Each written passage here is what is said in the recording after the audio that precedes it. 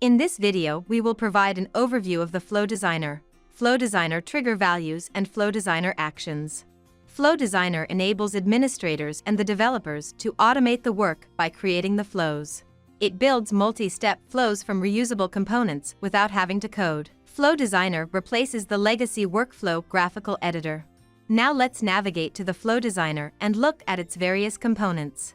So, you can see the Flow Designer landing page on the screen. The first tab that we have here on the landing page is the flows. A flow is an automated process with trigger conditions and steps to execute.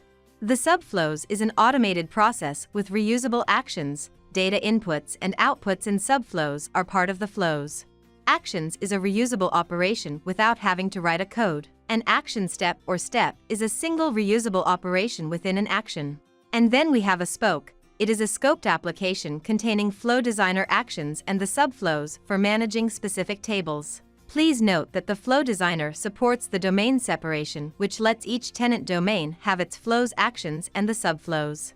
And the Flow Designer content is not impacted by the upgrades and does not require manual reconciliation post-upgrades. Flow Designer capillarity can be extended to work along with the additional subscription of Integration Hub, which is used to integrate with actual instances. And also with a Robotic Process Automation Hub, which is used to build robots on Microsoft Windows system. Moving on to the Flow Designer trigger types, the trigger specifies the conditions that start running the flow. Now, here on the screen, you can see a test flow which has been created to explain the different trigger types available. The first one here, which is available, is the record trigger type. So, this trigger type is used to trigger a flow when a record is created, updated, or in case we want to trigger in both these situations.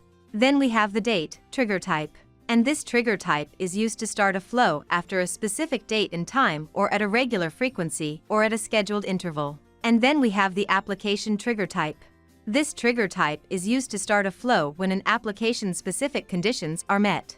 One of the special application trigger type is inbound email flows.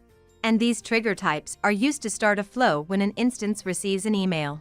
Please note that these flows, which is inbound email flows, take priority over the inbound email action. That means that if you create a flow with inbound email triggers, then the emails are first processed by the inbound email triggers before it is being processed by the inbound email action. And apart from the list that you see here, another type is the REST triggers, which are used when a specific REST API request is received. And this trigger type requires a special subscription. That's why you don't see this in the list. Moving on to the Flow Designer actions. An action is a reusable operation that enables the process analyst to automate the Now Platform features without having a need to write a code. For example, we can create a record in a particular table with a particular values when certain condition occurs. Some of the common examples of the Flow Designer actions includes create or update a record, ask for an approval, or wait for a condition. We can see how to configure an action on this screen. So, we're in the test flow, and you need to click on this action. The system will then display a list of all available actions. We can choose any of these actions, or we can navigate to the installed spokes, which provide us with different actions. So, let's select one of them. Let's assume we select through an error. So, here we have an action. As a result, we can define the error code here. Then we can define what message we want to display.